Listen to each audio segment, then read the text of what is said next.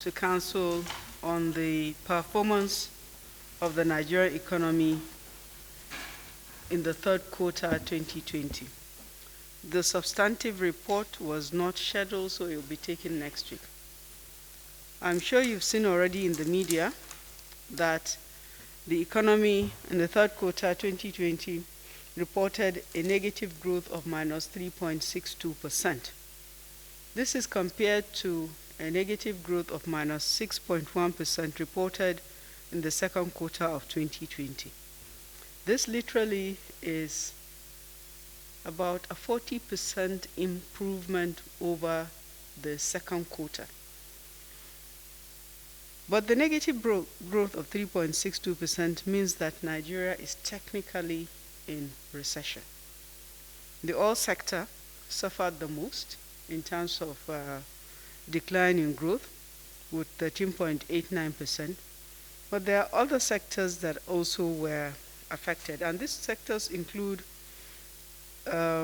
transportation, food and beverage, chemicals and pharmaceuticals, minerals and quarry production. All of them actually suffered a declining growth.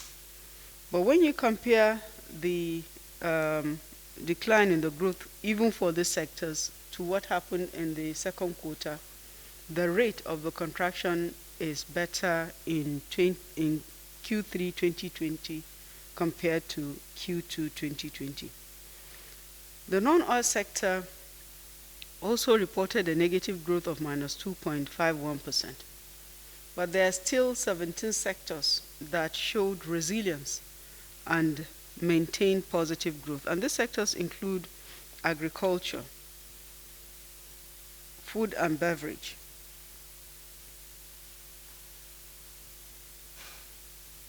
the telecom sector, cement manufacturing, the creative industry, and a few others. You will see the details in the report.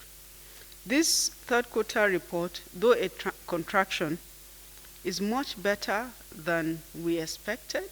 At least the review that was done by the National Bureau of Statistics is also much better than was projected by the IMF and the World Bank. This COVID-19 recession follows a pattern across the world today, with almost every country that has reported its GDP going into recession. And I'll give you a few examples. Australia, Belgium, Canada, Denmark, Mexico, Norway, Russia, Spain, UK, and the United States of America. And also bringing it closer home, the South African economy in the second quarter of 2020 reported a negative growth of 50%. This is compared to Nigeria's negative growth of minus 6.1% in the second quarter of 2020.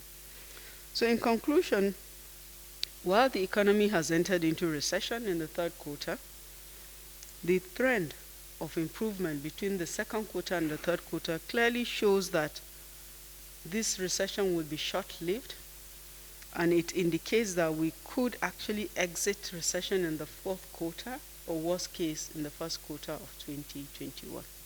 Thank you for your attention.